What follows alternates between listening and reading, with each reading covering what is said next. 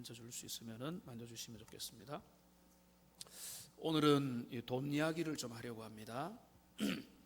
이런 이야기, 이런 설교를 듣기 전에 여러분의 마음에 설교 강단에서 물질과 돈에 대한 이야기 말고 세상에 우리가 살아가는 그런 관심사 말고 영적이고 신앙적인 이야기를 좀 해야 되지 않느냐라고 말씀하신다면, 물질이야말로 우리의 신앙에 가장 깊이 결부되어 있는 문제라는 사실을 오히려 말씀드리고 싶습니다.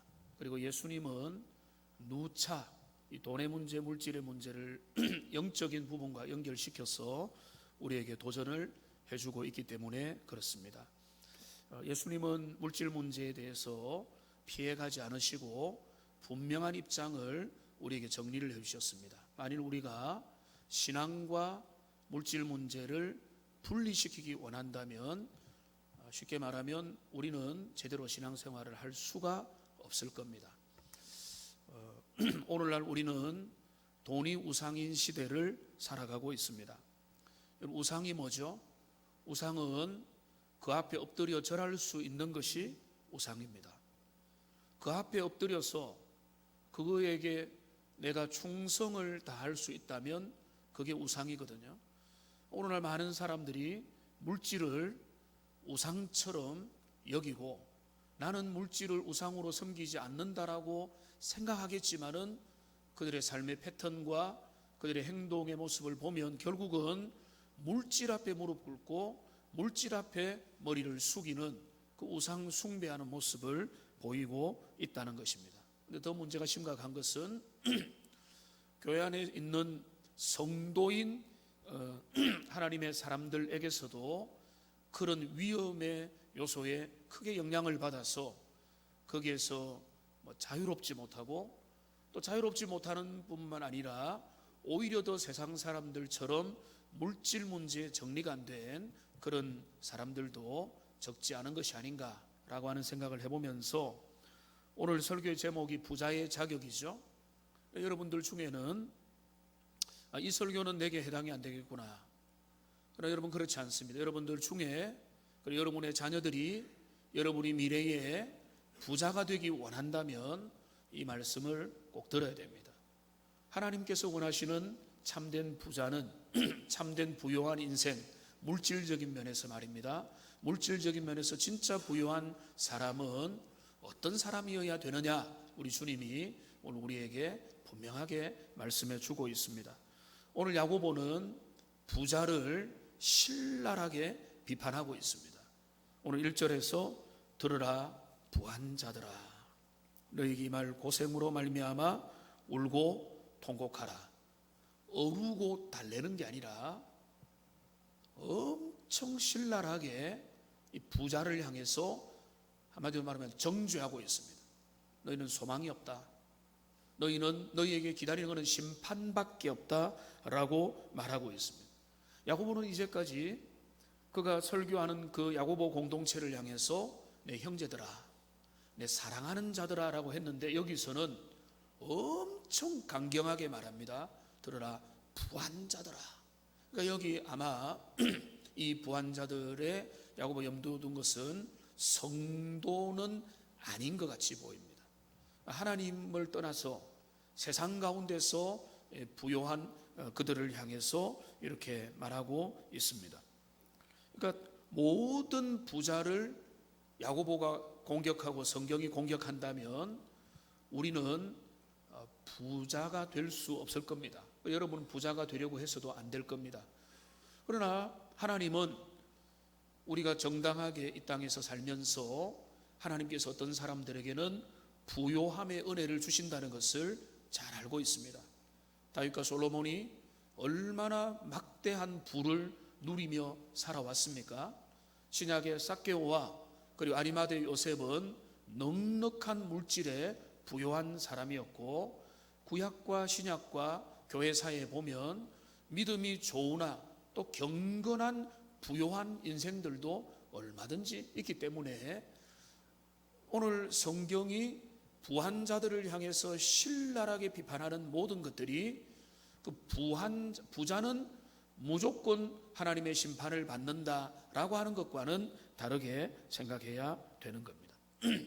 성경은 깨끗한 부자를 자주 언급하고 하나님이 부요함을 주신다는 것도 인정하지만은, 그러나 또 성경의 또 다른 면에서는 끊임없이 부에 대해서 조심할 것을 경고합니다. 대표적인 말씀이 예수님이 뭐라고 하시죠?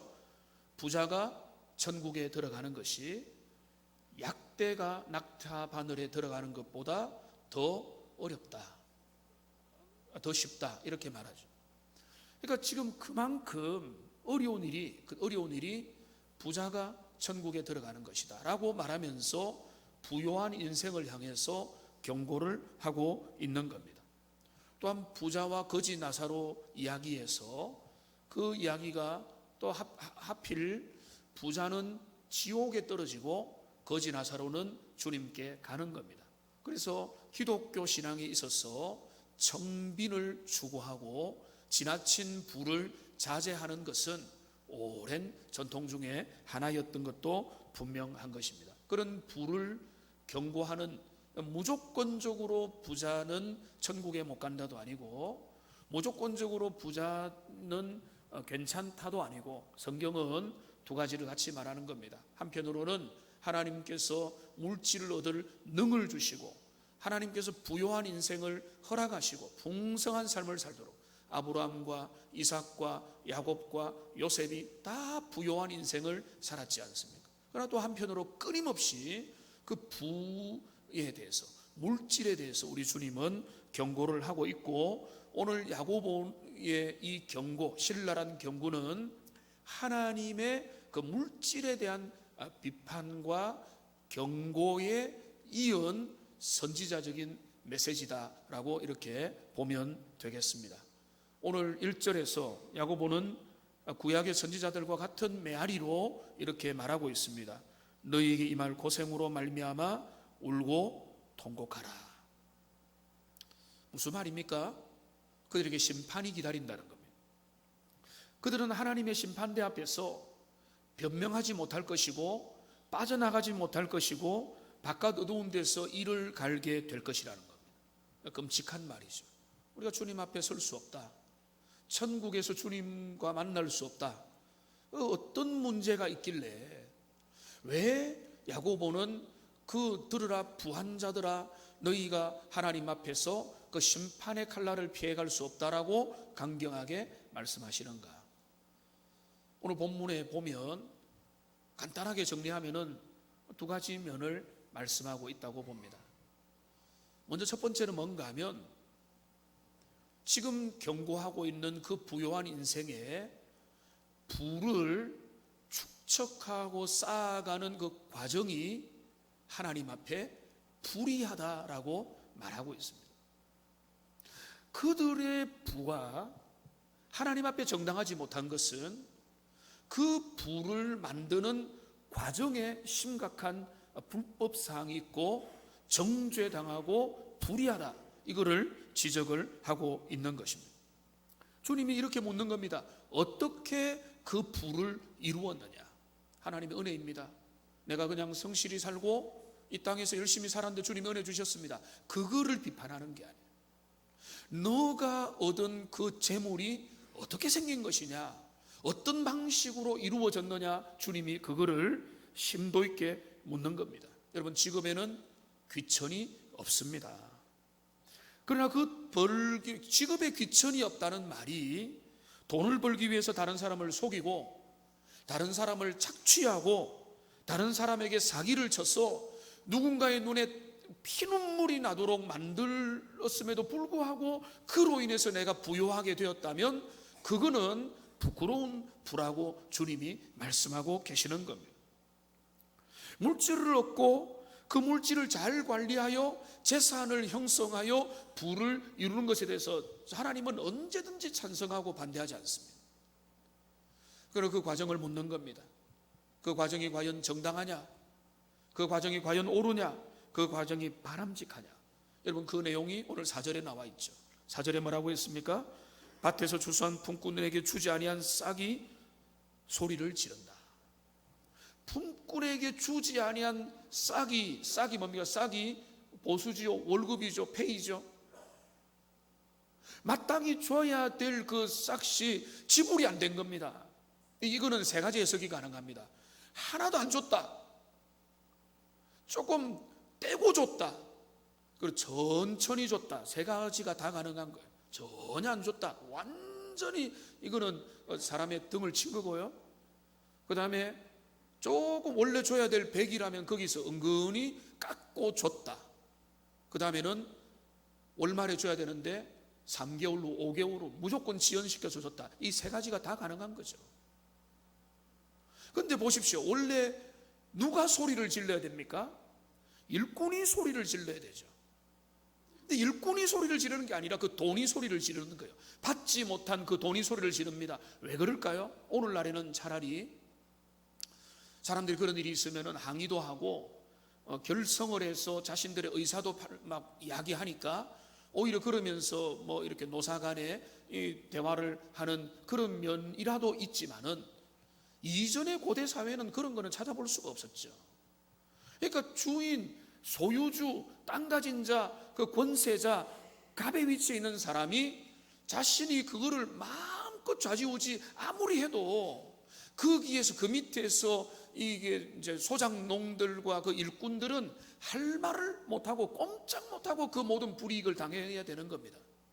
그러면 그 불이익을 당한 그 몫에 있어서 그 몫이 하나님에게 올라가서 주님이 그 음성을 듣게 되는 그런 일이 벌어지게 된다는, 그 싹이 소리를 지른다는 말이 바로 그 말입니다.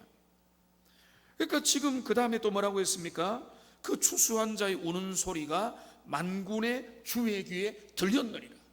그러니까 지금 야고보가 경고하고 성경이 경고하고 오늘 주님이 경고하는 그 부자를 향한 그 자격 문제, 첫 번째, 천국에 들어갈 수 없는 부자는 뭔가 하면 그 부를 형성하는 과정, 그 부를 추구하는 과정에서 하나님이 미워하고 싫어하고 주님이 원하지 않은 일들을 행해서 그를 통해서 부당이익을 취하려고 하는 그 모든 것들에 대해서 지금 주님이 다 듣고 계신다는 겁니다. 뭐로 가도 서울만 가면 된다, 성경이 말하는 바가 아닙니다. 주님이 원하는 것은요, 그 방법과 그 추구하는 과정과 그 모든 진행하는 그 과정들이 주님 앞에 올바라야 된다는 것입니다. 오늘 시편 69편 33절이 바로 그것을 우리에게 알려주고 있습니다. 같이 읽겠습니다. 여호와는 궁핍한 자의 소리를 들으시며 자기로 말미암아 갇힌 자를 멸시하지 아니하시나니. 여기 보면 궁핍한 자의 소리를 하나님은 들으신다. 그 억울한 자, 돈 떼인 자, 월급을 제대로 받지 못한 자, 정당한 노동의 대가를 받지 못한 자의 그 억울한 소리를 주님은 항상 들으시고, 그러니까 그 돈이 떼였다는 것은 그들을 사용하는 사용자가 얼마나 괴롭히고 그 모든 과정에서 잘못된 일들을 많이 했다면 그런 것이 하나님의 귀에까지 들리게 될 정도로 이야기를 지금 여기서 말하고 있는 것입니다. 그러니까 여러분, 우리가 주님 앞에서, 여러분이 지금 부자입니까? 아니면 여러분과 여러분의 자녀들이 부유한 인생을 살기 원합니까? 부를 일구기 위한 그 모든 여러분의 열망에 있어서 중요한 것은 그 과정을 올바르게 밟아야 된다는 겁니다. 내가 하나님 앞에서 이 땅을 살아가면서 나는 풍요로운 인생 되기 원하고 부유한 인생을 되려면 성실히 살고 열심히 땀 흘리고 또 그 모든 것들을 위해서 내가 실력을 기르고 준비를 해야 되지, 내가 누군가의 눈물이 나게 만들면서 다른 사람에게 정당하게 돌아가야 할 대가를 포기하게 만들면서 그거를 통해서 내가 돈을 벌고 그거를 통해서 내가 이익을 얻겠다, 이거는 하나님이 기뻐하지 않는 것입니다. 어떤 사람은 속으로 이런 항변을 할 수 있습니다. 오늘날 같은 무한 경쟁의 시대에서 그러면 어떻게 이익을 남깁니까? 내가 할 거 다 하고 양심껏 하면서 정직하게 살면서 이 땅에서 어떻게 이익을 남깁니까? 여러분, 만일 그렇다면 너무 부자가 되려고 하지 마십시다. 적당히 부유하게 살면 내가 먹을 만큼 살고 좀 더 생각할 수 있으면 그거로 되는 겁니다. 그러니까 너무 부하려고 하고 더 많은 돈을 얻으려고 하고 그러기 위해서 누군가를 속여야 되는 그 지경까지 갈 정도라면 이미 주님의 마음을 위반하는 일이 되는 겁니다. 그러니까 지금 야고보가 들으라 부한 자들아 너희에게 심판이 기다린다고 할 때 그 뭔가 너희가 부를 이루고자 하는 그 과정을 너희가 확인하라는 거예요. 젊은이들이 일확천금을 꿈꾸고 우리의 젊은이들이 막 좋은 것들을 원하고 미래의 행복을 위하고 그를 위하여서 엄청난 유혹과 미혹과 잘못된 그 모든 시험도 쉽게 받아들인다면 하나님이 그거를 절대로 기뻐할 일이 없다는 것입니다. 그리고 또 하나, 여러분 정직한 자의 형통을 여러분 믿으시기를 바랍니다. 하나님이 정직한 자를 이 땅에서 잘되게 하시는 경우들을 성경을 통해도 그렇고 지금까지 많은 사람들에게 정직한 기업과 정직한 산업과 정직한 삶에 주님이 은혜를 주시고 우리는 정직한 자의 형통을 주님 앞에 신뢰해야 되는 겁니다. 저도 주변에서도 그런 경우를 봅니다. 주변에도 뭐 식당에 우리 교육자들과 또 뭐 성도들과 함께 밥을 먹으러 가는데 어떤 집들은 잘 됩니다. 근데 그 잘 되는 게 요령과 경영도 있지만은 그가 정직하게 가격도 적당하게 내용물도 괜찮게 그리고 잘하니까 또 새로운 데 지어가지고 또 잘 되는 그런 모습을 보는 겁니다. 새롭게 또 이전을 해서도 그가 나름대로 초심을 잃지 않고 그 길을 걸어가니까 그 사업이 잘 되는 모습들을 주변에서 보게 되는 것입니다. 그러니까 우리 하나님의 사람들은요, 그리고 여러분 젊은이라면 미래를 향해 준비하고 기획하고 걸어갈 때에 여러분 부를 부정적으로 볼 필요는 전혀 없지만은 그러나 적어도 한 가지 우리가 이 땅에서 일구어내고 하나님이 허락하여 질 그 부요한 인생은 과정이 정당해야 된다는 것입니다. 그 부를 이루는 그 방법이 올바라야 된다라고 하는 것입니다. 우리 여러분들 중에도 지금 사업을 하시는 분들도 있고 또 사업의 목적은 이윤 추구지만은 여기에 직업 윤리, 건강한 성경적 직업 윤리를 갖출 때 그거를 통해서 종업원들을 고용하고 사회에 기여하고 이거를 통해서 정말로 정당한 삶을 살고 거기에서 허락된 좋은 것들을 가지고 또 하나님 앞에 감사하며 살아가는 것, 그게 바로 정당한 기업의 원리가 되어야 되는 것입니다.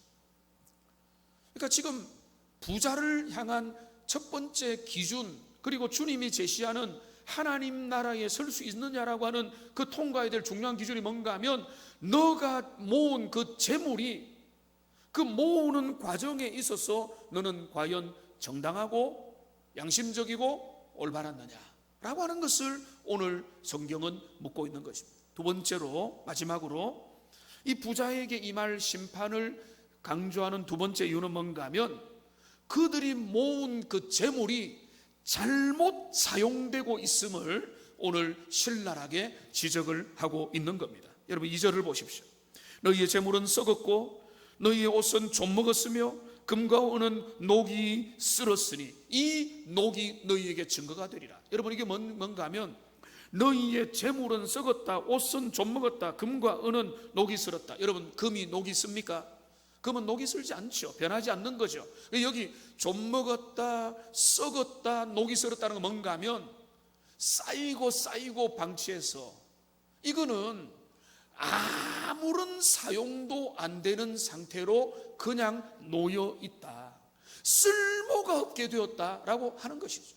지금 이거를 주님은 묻고 계시는 것입니다. 지금 이 악한 부자, 주님이 경고하는 부자의 문제는 뭔가 하면 첫 번째는 그들이 재물을 모을 때에 다른 사람을 사기치고 힘들게 만들고 부당하게 이익을 취한 것 때문에 주님이 문제를 제기하지만은 그뿐만 아니라 그들이 그 모든 모은 돈을 가지고 사치하고 탐욕하고 자기를 위해서 투자하고 나의 안녕과 나의 배를 살찌우는 데만 사용을 하고 살육의 날에 살을 찌었다. 이 말은 뭔가 하면 끔찍한 말이죠. 도살당할 소나 돼지를 열심히 먹여가지고 그들이 도살될 때는 통통한 암소와 돼지를 잡는 것처럼 그 부요한 자가 자기를 먹여서 살찌고 완전히 비대한 돼지와 그런 짐승이 되어서 도살당할 날을 기다리는 그런 지경이 되어버렸다라고 말하고 있는 것입니다. 이들의 문제는 재물을 꽁꽁 자국의 금고 속에만 숨겨놓고 내 잘 먹고 내 잘 사는 데만 사용한다 이 말이에요. 주님은 그거를 아주 미워하십니다. 여기 말합니다. 너희가 말세에 재물을 쌓았도다. 이 땅에서 재물을 쌓아놓고 천년만년 살 것처럼 내 혼자만 잘 먹고 잘 살면 되는 것처럼 쌓아놓으니까 거기에서 그 모든 재물이 사용되지 못하고 활용되지 못하고 그것이 적당한 필요에 의미 있게 이렇게 나누어지지 못하기 때문에 그것이 부자의 자격 기준에서 떨어진 것이다 라고 말하고 있는 것입니다. 이 말씀을 준비하면서 통계를 하나 조사를 살펴보니까요, 우리나라 사회에서 이제 부자의 기준이 얼마냐, 그 10억이어야 된다, 10억의 자산이 있어야 된다, 30억의 자산이 있어야 된다, 이런 이야기를 하지만은 이제 지금 어떤 통계가 저의 흥미를 끌었는가 하면 누가 부자의 자격이 있느냐라고 하는 것과 관련된 설문조사가 있습니다. 그러니까 그게 뭔가 하면 우리나라의 부자는 어떤 일을 해야 되느냐 하는데 그 국민들의 통계입니다. 첫 번째가 뭔가 하면 부자로서의 도덕적 책임과 의무를 수행해야 된다. 이게 뭔가 하면 44.3%입니다. 그 다음에 두 번째가 뭔가 하면 부의 자발적 사회적 환원, 이게 24.7%예요.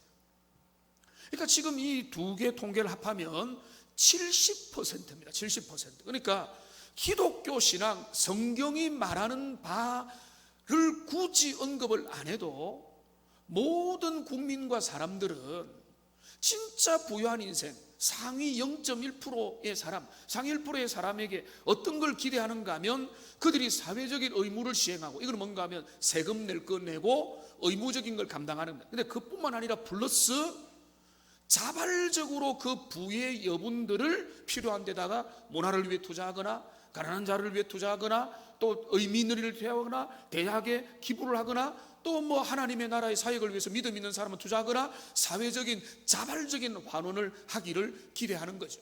여러분, 그게 바로 제가 볼 때는 성경적 가치와 일맥상통한 겁니다. 너가 먹고 살만한 양식 그 이상의 플러스 되는 거는 활용하고 그 부를 흘러보내라는 겁니다. 의미 있는 데 사용하라는 겁니다. 축복의 도구로 쓰는 것, 그게 바로 하나님 앞에 정당한 부자의 자격 기준이 된다는 것입니다. 여기 교사들도 있고 젊은이들도 있고 미래의 삶을 향해서 수십 년 걸어가야 될 우리의 젊은이들이 처음부터 주님 앞에, 하나님, 내가 이 땅에 살아가고 내가 물질을 만지고 월급을 받고 사업을 하고 돈을 벌 것인데 내가 목표를 분명히 해서 나는 그냥 내가 이거 다 달달 모아가지고 내 한 몸 우리 가족 잘 먹고 잘 사는 데만 사용하는 것이 아니라 이 모든 물질을 통해서 하나님을 기쁘게 하고 이 사회에 기여하는 인생이 되기를 원한다고 그 생각을 분명히 하는 하나님의 사람들 다 되시기를 주님의 이름으로 축복합니다. 여러분, 이것이 주님이 원하는 부의 기준이 되는 겁니다. 우리 주님이 뭐라고 말씀하셨습니까? 마태복음 6장 19절 20절에 보면 너희 보화를 하늘에서 하도라 하면서 거기에는 좀과 동록이 해하며 도둑이 구멍을 뚫고 도둑질을 하지 않는다는 것이죠. 이 땅에서 우리가 쌓아놓은 재물들은 어느 순간에 사라져버리고 사기당하고 치매머니라고 들어봤습니까? 치매를 당해서 제대로 쓰지도 못하고 그 모든 돈이 행방을 잃어버리는 일본 사회가 요즘에 유행하는 단어가 치매머니라고 합니다. 그러니까 지금 주님은 그걸 미리 알고 있기 때문에 너희에게 먹을 만한 양식, 너와 너의 가정에 필요한 것들을 너희가 당연히 확보를 하되, 그러나 그 여분의 은혜를 주신 것들에 대해서는 너희가 정말로 필요한 일, 너희 눈에 밟히는 사람들, 하나님의 나라의 선한 역사와 사역들과, 여러분 지금도 눈을 들어보세요. 해야 될 일, 들어가야 될 일들이 얼마나 많이 있습니까? 필요한 물질적인 필요가 얼마나 많이 있습니까? 여러분이 주님 앞에 선한 가치를 가지고 눈을 뜨고 기도해 보십시오. 도와야 될 선교의 사역들과 하나님의 나라의 꿈들이 많지만은 그것들이 많은 사람들이 그 재물을 방치하고 내가 그 안에서 완전히 묶어놓기 때문에 하나님의 나라의 일들이 이루어지지 못하는 경우들도 많이 있다라고 하는 것입니다. 말씀을 마치겠습니다. 여러분, 부자라고 다 같은 부자가 아닙니다. 주님께서 경고하는 천국에 들어갈 수 있는 부자의 두 가지 조건을 말하고 있습니다. 여러분, 지금 부자입니까? 미래에 부자가 되기 원합니까? 여러분의 자녀들이 부유한 인생을 살기 원합니까? 이 두 가지를 명심하십시오. 부의 형성 과정이 하나님 앞에 정당해야 됩니다. 올바르고 정직하고 땀 흘려서 하나님이 은혜 주시는 대로 그 모든 부를 이룬다면 그거는 하나님 앞에 옳은 겁니다. 하나님이 복 주셔서 하나님이 은혜 주신 대로 부를 얻고, 그 다음에 중요한 것은 하나님이 내게 주신 여분의 것들을 내 한 몸 잘 먹고 사는데 그치는 것이 아니라 하나님의 나라와 정말 이 땅을 부유하게 만들고 필요한 데 사용할 수 있는 참된 부유한 인생들 다 되시기를, 그것을 가르치고 그것을 도전하고 그것을 마음에 다시 결단하는 하나님의 사람들 다 되시기를 주님의 이름으로 축복합니다. 기도하겠습니다.